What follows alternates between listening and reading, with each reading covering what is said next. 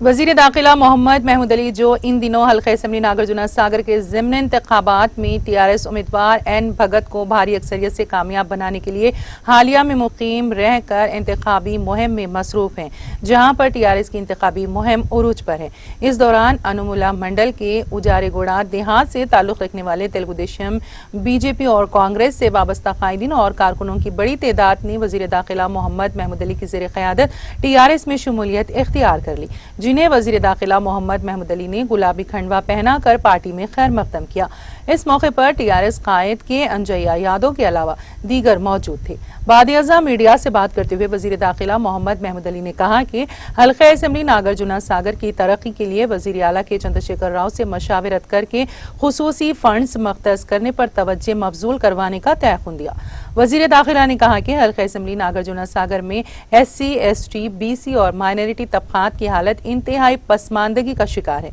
जिनकी फलाह बहबूद पर तेलंगाना हुकूमत की जानिब से खुसूसी तवज्जो दिलाई जाएगी।